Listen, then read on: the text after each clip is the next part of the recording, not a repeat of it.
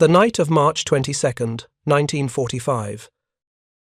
The Rhine River stretched dark and wide before the men of the 249th Engineer Combat Battalion. 366 meters of cold, swift water separated them from the eastern bank and the German heartland beyond. For months, German commanders had placed their faith in this river, Germany's ancient defensive line, convinced it would buy them precious weeks to regroup and reorganize their shattered armies. They had demolished every bridge along hundreds of miles of waterway, transforming the Rhine into what they believed was an insurmountable barrier. Preparing and narrating this type of story took us long efforts and hard work, so if you are enjoying the story, please consider subscribing to our channel. What they did not anticipate was that by dawn, 18 hours after the first assault boat touched the eastern shore, American engineers would complete a pontoon bridge capable of carrying an entire armored division. The Germans had laughed at American engineering, dismissing it as crude and inefficient compared to their own meticulous military tradition. That night, their laughter would die in their throats. This is the story of how American engineers shattered Germany's final defensive illusion, not in weeks or days, but in hours. It is a story of ingenuity, industrial might, and the collapse of assumptions that had shaped German defensive strategy for generations. If you're enjoying this deep dive into the story, hit the subscribe button and let us know in the comments from where in the world you are watching from today. By late March of 1945, the war in Europe had entered its final, desperate phase. The Third Reich, which had once dominated the continent from the Atlantic to the gates of Moscow, now found itself compressed into an ever-shrinking territory. Allied armies pressed in from the west, while Soviet forces hammered relentlessly from the east. Yet one natural feature still offered German commanders a thread of hope: the Rhine River. For 2,000 years, the Rhine had served as a natural frontier, a boundary between civilizations. Its broad currents, typically ranging from 900 to over 1,000 feet in width, had witnessed the rise and fall of empires. Roman legions had struggled to cross it. Medieval armies had been halted by its waters. In German strategic thinking, the Rhine represented not just a geographic feature, but a psychological barrier, a line that history itself seemed to have drawn across the map of Europe. When German forces began their systematic retreat across France in the summer of 1944, their engineers received explicit orders: destroy every bridge. Leave nothing standing that could aid Allied pursuit. From the Channel coast to Switzerland, German demolition teams went to work with characteristic thoroughness. Railroad bridges, highway spans, ancient stone crossings that had stood for centuries, all were prepared for destruction. By the time Allied forces reached the Rhine in early March of 1945, 22 road bridges and 25 railroad bridges that had once spanned the river were reduced to twisted metal and shattered stone. In Berlin, senior officers studied their maps with grim satisfaction. The destruction was complete. The Rhine would serve as Germany's moat, buying time for a miracle that might somehow still save the Reich. Intelligence reports flowing into German headquarters reinforced this confidence. Bridging operations under combat conditions, they calculated, would take weeks, possibly months. Historical precedent supported this assessment. During World War I, even without sustained enemy fire, constructing military bridges across major rivers had been measured in days and weeks, not hours. What German planners failed to grasp was the revolution that had occurred in military engineering during the war years.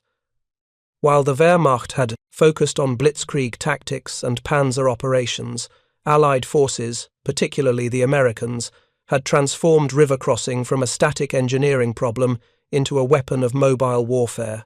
The transformation had not happened overnight, nor had it been part of any grand pre-war plan.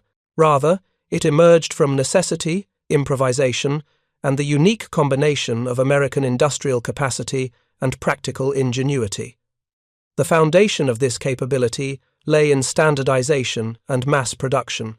American industry had created modular bridge components that could be transported by truck, assembled rapidly under fire, and adapted to varying conditions. The M2 treadway bridge system, for instance, consisted of aluminum sections and pneumatic floats that could be connected in countless configurations.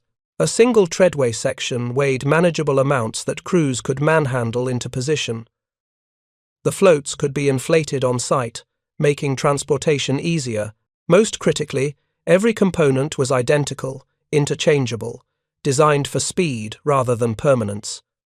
Behind this hardware stood an equally important innovation: doctrine and training. American engineer battalions had spent months perfecting river crossing operations. They practiced in the United States, in Britain, and most importantly, in combat itself. From North Africa to Sicily, from Italy to Normandy, engineer units had learned through trial and error exactly how to organize men, materials, and equipment for maximum efficiency. By 1945, these operations had been refined to near perfection. The men themselves represented another advantage the Germans had underestimated. American engineer battalions were not just construction workers in uniform. They were combat troops trained to fight as infantry when necessary, but specialized in the art of building under fire. They understood how to position machine guns to cover their work sites. They knew how to use smoke to obscure their apparent activities from enemy observation. They had learned to keep working through artillery barrages, to continue construction even as shells exploded nearby. Most significantly, they possessed an institutional confidence that came from success. By March of 1945, American engineers had thrown bridges across dozens of rivers throughout France and Germany. The Moselle, the Saar, the Ruhr, each had been bridged in hours rather than days. German defenders had watched in disbelief as American convoys rolled across rivers they had thought would halt the Allied advance for weeks. Yet somehow, the lesson never fully penetrated German defensive planning. Part of this failure stemmed from German commanders' own experiences and limitations. By late 1944, the Wehrmacht's engineering capabilities had been severely degraded by years of attrition and material shortages. German engineer units lacked the vehicles, the standardized equipment, and most critically, the fuel to conduct operations with American-style mobility. When German planners tried to imagine how long it would take to bridge the Rhine, they calculated based on their own capabilities, not recognizing that their enemies possessed resources and methods they could no longer match. The psychological dimension was equally important.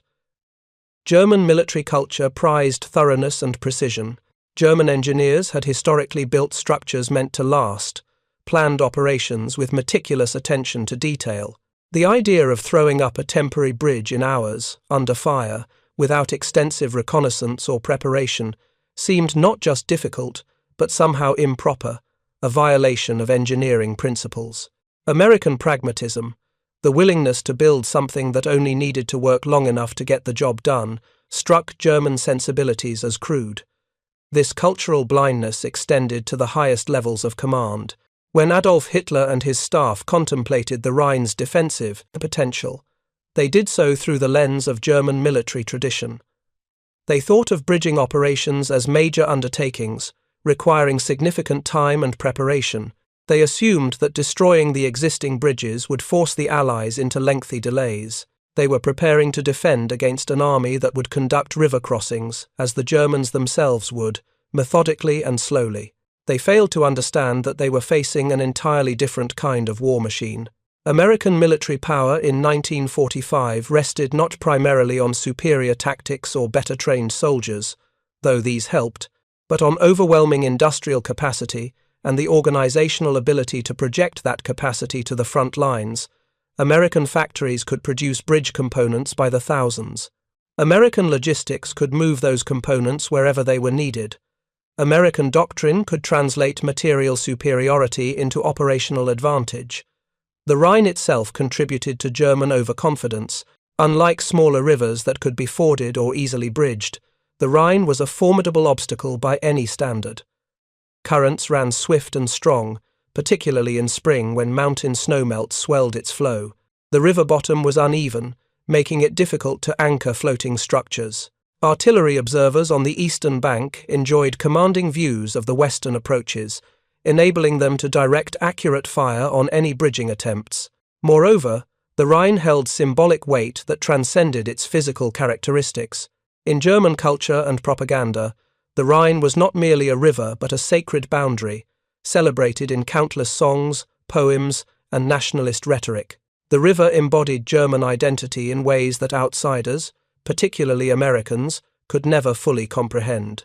To German soldiers and civilians alike, the Rhine represented home, the innermost sanctum of the fatherland. Surely, German propaganda insisted, the enemy could not easily violate such a boundary. By mid-March of 1945, German defensive preparations along the Rhine reflected this mixture of practical concerns and psychological investment. Units were deployed to cover likely crossing sites. Artillery was positioned to bring fire on the river itself. Remaining ammunition stocks were allocated for the defense of this crucial line. Officers assured their men that they would have time to prepare, that the Allies would need weeks to mount a major crossing operation. Then came March 7th, and an event that should have shattered every German assumption. At Remagen, a small town south of Bonn, elements of the U.S. 9th Armored Division approached the Ludendorff Bridge, a railroad span built during World War I. To their astonishment, the bridge still stood. German defenders had prepared demolition charges, but through a combination of faulty explosives, cut cables, and confusion, the bridge did not fall when they tried to blow it. American forces seized the opportunity instantly. Infantry rushed across, even as German engineers frantically tried to detonate backup charges. Within hours, the Americans had established a toehold on the eastern bank. More critically, engineer units immediately began reinforcing the damaged bridge and constructing pontoon bridges nearby. Within days, 5 American divisions had crossed the Rhine at Remagen. The German reaction was telling. Rather than recognize that American engineering capabilities had fundamentally changed the nature of river defense, German commanders treated Remagen as an isolated failure, the result of specific mistakes by specific officers. Hitler ordered the responsible commanders court-martialed and executed, but no fundamental reassessment of defensive strategy followed. German planners continued to believe that along the rest of the Rhine, their preparations would hold. The Remagen crossing was treated as an aberration rather than a warning. This blindness would prove catastrophic. Even as German forces struggled to contain the Remagen bridgehead, further south another crossing was being prepared, one that would demonstrate American engineering capability even more dramatically. General George S. Patton's Third Army was approaching the Rhine near Oppenheim and Nierstein, south of the major city of Mainz. Unlike the careful, methodical approach the Germans expected, Patton planned to cross on the run. The plan was characteristically audacious.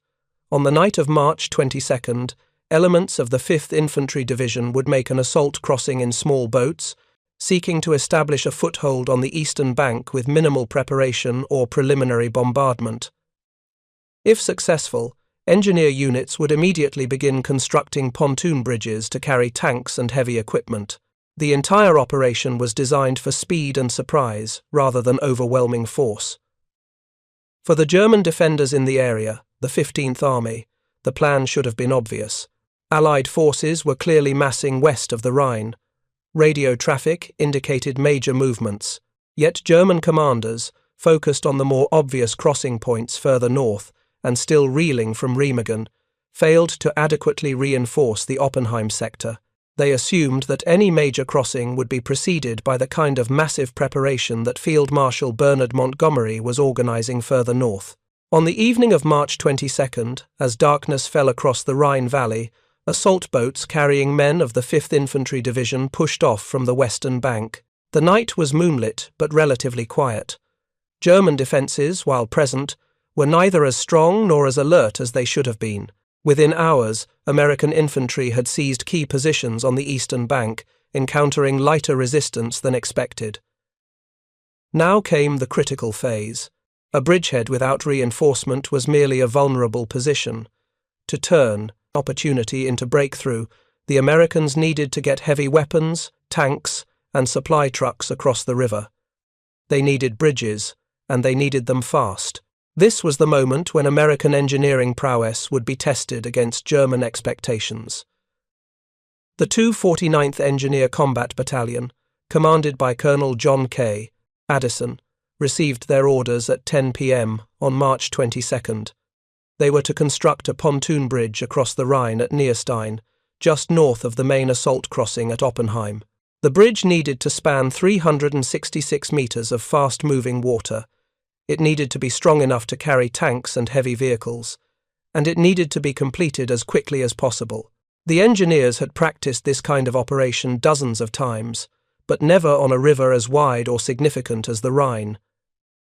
Every man in the battalion understood the stakes. Success would open the door to the German heartland.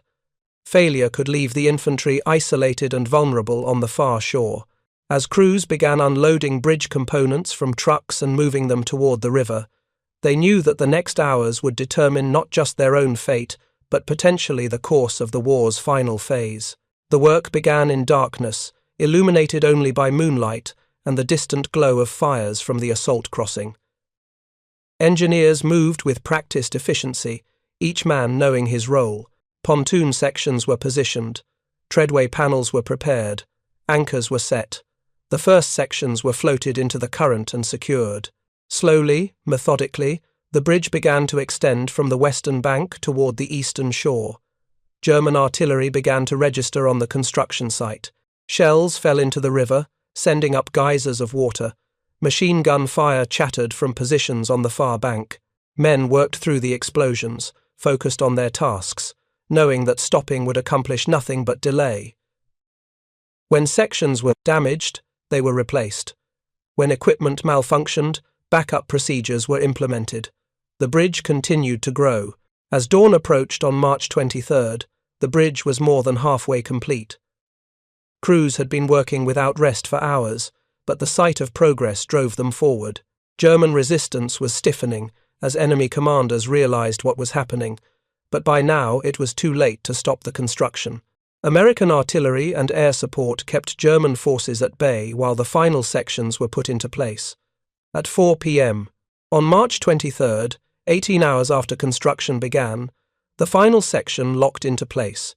The 249th Engineer Combat Battalion had completed a 1,000-foot pontoon bridge across the Rhine River. 18 hours from start to finish, under fire, working through the night. The bridge was operational, ready to carry the full weight of an armoured division.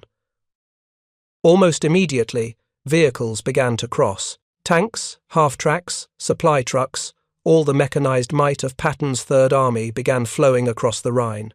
What German commanders had assumed would take weeks had been accomplished in less than a day.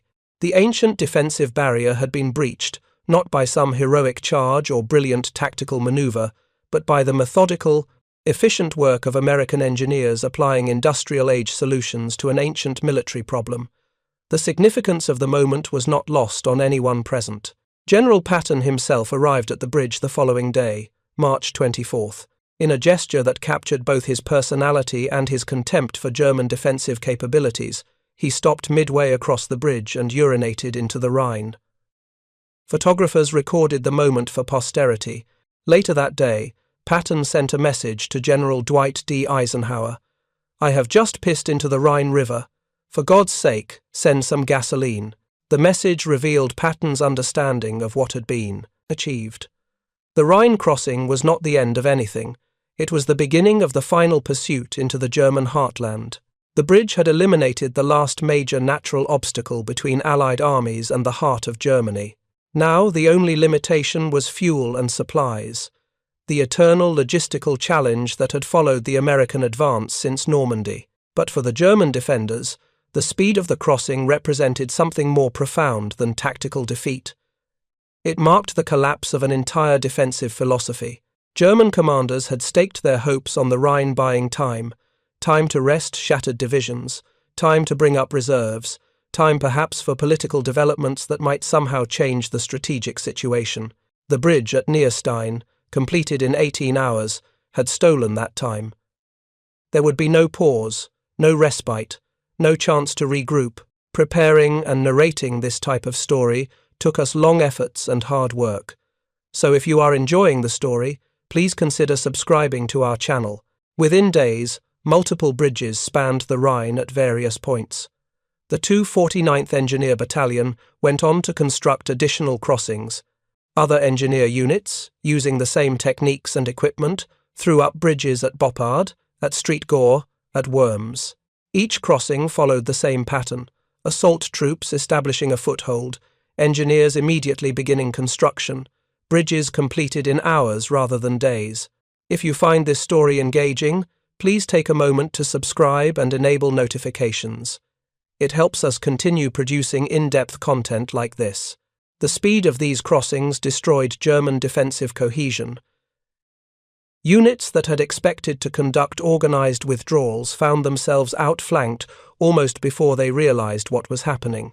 The Rhine, which was supposed to channel Allied attacks into predictable crossing points that could be heavily defended, instead became a non-factor. Within bridges appearing faster than German reserves could respond, the defense dissolved into chaos. Further north, Field Marshal Bernard Montgomery's carefully planned Operation Plunder demonstrated the contrast between two different approaches to warfare. Montgomery, the methodical British commander, had spent weeks preparing his crossing. Massive stockpiles of bridging equipment were accumulated. Entire divisions were rehearsed in their assault roles.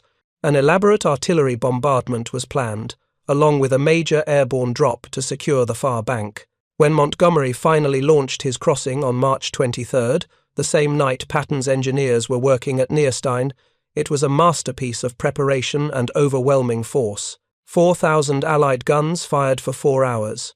British bombers attacked German positions. Airborne divisions dropped behind enemy lines. The assault was successful, but it was also exactly the kind of operation German commanders understood and had planned to defend against. Patton's crossing at Oppenheim was different. It was improvised, opportunistic, conducted with whatever forces were immediately available. It succeeded not because of overwhelming preparation, but because of the speed and flexibility that American engineering capabilities enabled. More importantly, it had been completed 24 hours before Montgomery's grand assault, stealing his thunder and proving that American forces could accomplish with speed what the British achieved through methodical planning. The comparison grated on Patton, who was intensely competitive with Montgomery. When he learned that his forces had crossed first, he immediately called his superior, General Omar Bradley. "For God's sake, tell the world we're across," Patton shouted. "I want the world to know Third Army made it before Monty starts across." The rivalry between commanders was real, but it obscured a deeper truth.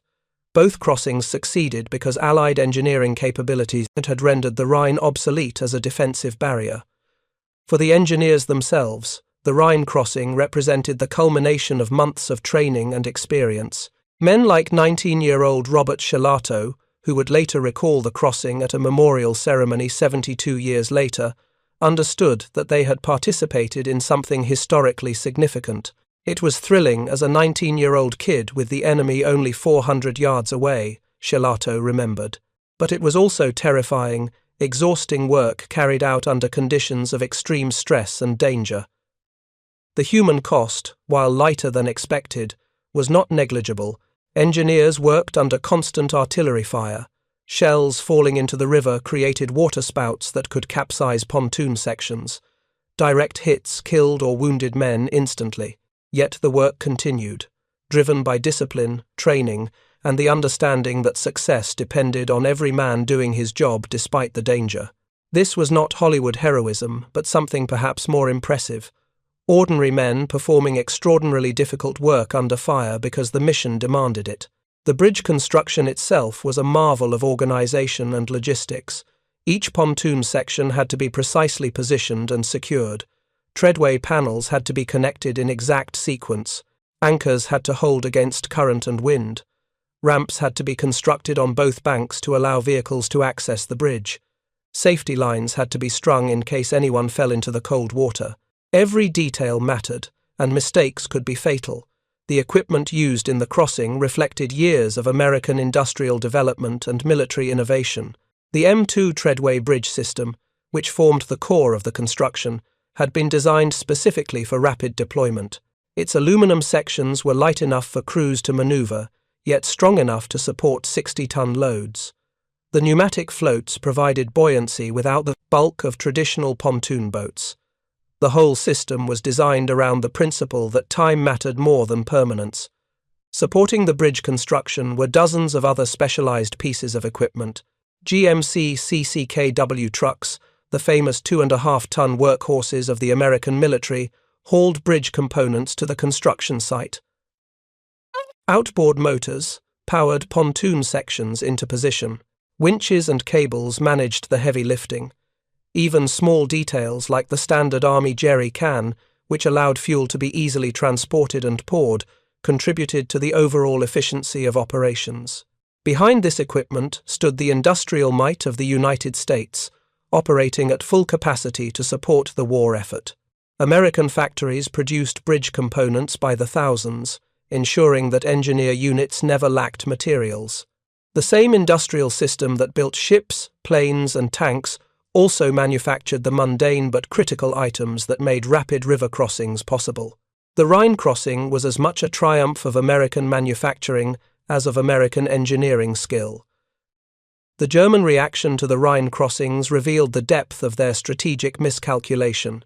In Berlin, Joseph Goebbels, Hitler's propaganda minister, confided to his diary on March 24th that the situation in the West has entered an extraordinarily critical, ostensibly almost deadly, phase. He recognized that Allied troops crossing the Rhine on such a broad front meant the industrial heartland of the Ruhr would soon be encircled. The defensive line that was supposed to provide breathing space had failed. Lower-level German commanders and soldiers experienced the crossing's psychological impact even more directly. Prisoner interrogations conducted in the days following the crossings revealed a common theme: disbelief. German soldiers had been told that the Rhine would hold, that the destruction of bridges would force the Allies to pause. Instead, they watched, American tanks rolling across bridges that seemed to appear overnight. The cognitive dissonance was profound. If their leaders had been this wrong about the Rhine, what else had they been wrong about? The speed of the Rhine crossings also affected German civilian morale. For months, Nazi propaganda had promised that the Rhine would form an impregnable wall, Germany's last great natural defense. When that promise evaporated in a matter of hours, it became increasingly difficult for even committed Nazis to maintain faith in ultimate victory. The Rhine's failure marked a psychological turning point for many Germans, the moment when defeat changed from possible to inevitable. From a purely military perspective, the Rhine crossings of March 1945 demonstrated several principles that would shape American military doctrine for decades to come. First, mobility and speed could be more valuable than overwhelming force. Patton's opportunistic crossing at Oppenheim achieved strategic results with relatively light forces, precisely because it happened when and where the Germans were unprepared. The element of surprise, enabled by rapid bridge construction, multiplied combat power. Second, the crossings validated the American approach to military engineering.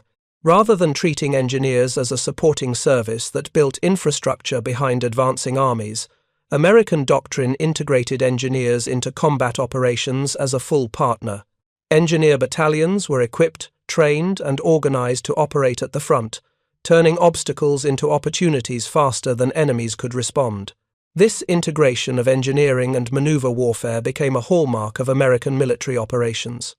Third, the crossings demonstrated the importance of standardization and interchangeable parts. The same M2 treadway bridge system that spanned the Rhine at Nierstein could be used at Boppard, Worms, or any other crossing site. Engineers trained on this equipment at one location could immediately apply their skills elsewhere. This standardization allowed American forces to scale up successful techniques across entire theaters of operation. Perhaps most significantly, the Rhine crossings illustrated how industrial capacity could translate into operational advantage. German engineers, even if they had possessed the same training and doctrine as their American counterparts, lacked the vehicles, fuel, and standardized equipment to conduct similar operations. The Wehrmacht's logistical system, already strained past breaking point, could not have supported the kind of rapid bridging operations that American forces executed routinely. Military effectiveness ultimately rested on economic foundations, and by 1945, the disparity between American and German industrial capacity was overwhelming. The weeks following the Rhine crossings saw the final disintegration of organized German resistance in the West. With no major natural barriers remaining, and German forces already demoralized and depleted, Allied armies advanced rapidly into the German interior. Patton's Third Army raced eastward, covering hundreds of miles in days. Other Allied formations encircled the Ruhr, trapping hundreds of thousands of German soldiers. By mid-April, American and Soviet forces were approaching the Elbe River, closing the final gap. The Rhine bridges continued to function throughout this pursuit, carrying millions of tons of supplies and hundreds of thousands of vehicles. The 249th Engineer Combat Battalion, having completed their historic bridge at Nierstein, went on to build additional crossings and maintain existing ones. Their work, while less dramatic than the initial 18-hour construction, was equally vital. Modern warfare consumed supplies at staggering rates, and every truck that crossed the Rhine carried ammunition, fuel, food, or replacement equipment that kept Allied armies moving forward. By May 8, 1945, when Germany finally surrendered unconditionally, the Rhine crossings had receded into history, overshadowed by the final battles and the discovery of concentration camps. But for military historians and strategic analysts, the crossings remained profoundly significant. They represented a case study in how technology, doctrine, and industrial capacity could combine to overcome obstacles that previous generations would have considered insurmountable. The legacy of the Rhine crossings extended far beyond World War II. The techniques and equipment developed for rapid river crossings became standard elements of American military capability. Engineer battalions remained integral components of combat formations. The emphasis on mobility and rapid response to changing conditions became embedded in American military culture. Even today, when American forces deploy overseas, they carry with them the institutional knowledge built from operations like the Rhine crossing. For the 249th Engineer Battalion specifically, the Rhine crossing became their defining moment, the achievement by which they would forever be measured. Decades after the war, veterans of the battalion remained proud of what they had accomplished in those 18 hours. In 2017, a memorial was dedicated at Nierstein, at the exact location where the first assault boat landed. The ceremony brought together American and German officials, veterans and descendants, recognizing that the crossing marked not just a military achievement, but the beginning of a new relationship between former enemies. The memorial includes plaques describing the crossing in both English and German. The text acknowledges that the bridge construction undoubtedly contributed to the shortening of the war, thus saving countless lives on both sides of the conflict. This framing reflects a mature understanding of the crossing's significance. It was not merely an American triumph over German defeat, but an event that hastened the end of a catastrophic conflict, bringing peace closer for everyone. Standing at the memorial site today, visitors can see remnants of the bridge anchors, physical artifacts of that March night in 1945. The Rhine still flows swift and wide, unchanged by human events. But the memorial serves as a reminder that human ingenuity and determination can overcome even the most imposing natural obstacles. The river that German commanders thought would buy them weeks of time was spanned in 18 hours by men who understood that in modern warfare, speed and adaptability matter more than ancient barriers. The contrast between German expectations and American capabilities at the Rhine reveals something profound about how military power is built and projected. The Germans, for all their tactical skill and fighting spirit, were trapped by their own assumptions. They planned based on what they knew, what their own capabilities allowed. They failed to recognize that their enemies had developed fundamentally different approaches to warfare, approaches enabled by industrial and economic resources the Reich could no longer match. The Americans, in turn, demonstrated what total mobilization could achieve. The Rhine crossing was not the work of a few brilliant individuals or an elite unit. It was the product of a system, an entire industrial and military apparatus oriented toward victory. From factories in Detroit producing bridge components to training grounds in Louisiana, where engineers practiced their craft, From logistics officers planning supply routes to combat engineers working under fire, the crossing represented the coordinated effort of a nation at war. This systemic approach to military power would define American strategy for the rest of the 20th century. The lesson of the Rhine was clear. Victory in modern war requires not just brave soldiers or clever tactics, but the organizational and industrial capacity to support forces in the field with overwhelming material resources. The bridge at Nierstein, built in 18 hours, symbolized this approach perfectly. It was not elegant or permanent, but it worked, and in war, that is all that matters. For the German soldiers who watched American convoys rolling across Rhine bridges in March 1945, the sight must have been deeply demoralizing. Everything they had been told, everything they had believed about the Rhine's defensive value, had proven false. The psychological impact of this revelation extended beyond military considerations.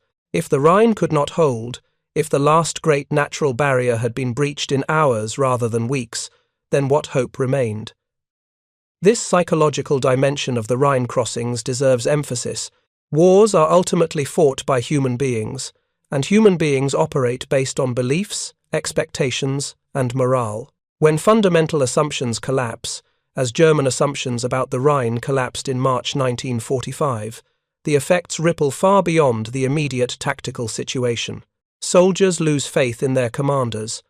Civilians lose faith in their government. The will to resist erodes, hastening the final outcome. The story of the Rhine crossings also illustrates the danger of fighting the last war. German defensive planning was based on experience and historical precedent. Rivers had always been difficult obstacles. Bridge construction had always taken time. These were facts, proven by centuries of military history. What the Germans failed to account for was that the nature of warfare had changed. The rules that had governed military operations for thousands of years no longer applied when one side possessed overwhelming industrial capacity and had developed doctrine and equipment specifically designed to negate traditional obstacles. This failure of imagination was not unique to the Germans. Throughout military history, armies have struggled to adapt to genuinely new capabilities. The machine gun, the tank, the airplane, each represented a fundamental change in warfare that many commanders initially failed to fully appreciate. The rapid military bridge was another such innovation, less dramatic than a new weapon but equally significant in its impact on operations. German commanders in 1945 were not stupid or incompetent. They were human, limited by their experiences and unable to fully grasp how thoroughly their enemies had transformed the art of river crossing. The engineers who built the Rhine bridges were mostly young men, many barely out of their teens. They had been civilians only a few years earlier. Students, workers, farmers. The war had transformed them into specialists in a highly technical field, able to perform complex construction tasks under the most difficult conditions. Their training and experience represented an enormous investment by the American military, an investment that paid dividends at the Rhine and throughout the final months of the war. These men were not seeking glory or recognition. Most simply wanted to do their jobs and survive to go home. Yet, in doing their jobs, in executing the tasks they had trained for, they achieved something historically significant. The bridge at Nierstein, the bridge at Boppard, the bridges at Remagen and Worms, all represented individual instances of skilled men performing difficult work successfully. Collectively, they represented the triumph of systematic preparation over improvisation, of industrial capacity over fortress defense. The Rhine crossings also demonstrated the importance of combined arms warfare. The bridges did not exist in isolation. They were protected by artillery, covered by air support, and integrated into larger operational plans involving infantry, armor, and logistics.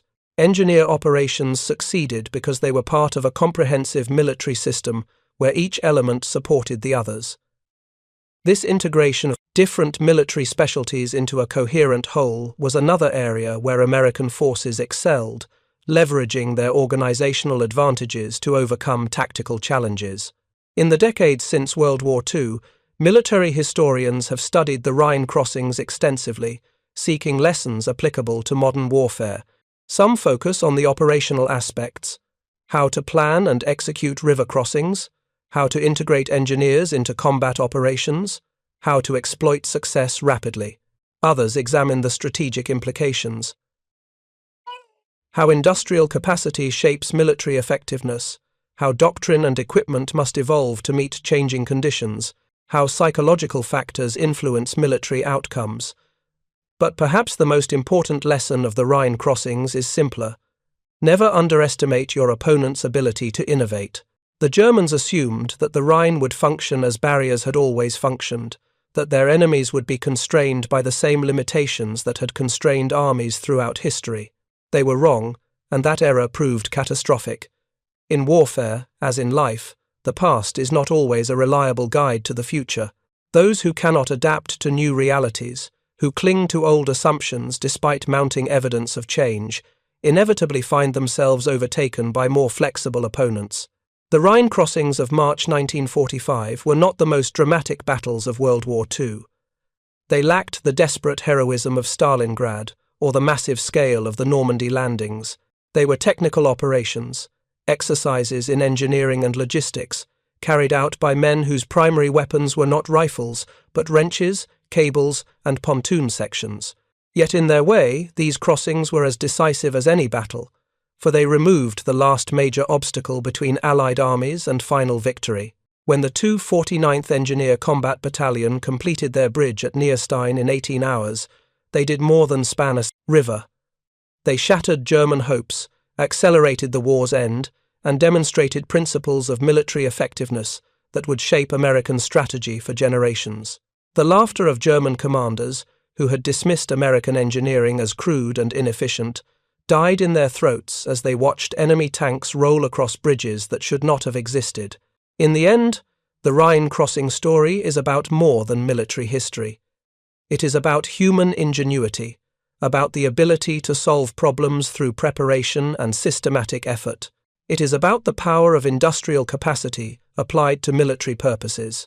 It is about young men, many of them teenagers, performing extraordinarily difficult work under terrible conditions because the mission demanded it. And it is about the collapse of assumptions, the way that new capabilities can render old certainties obsolete. Thank you for watching. For more detailed historical breakdowns, check out the other videos on your screen now, and don't forget to subscribe.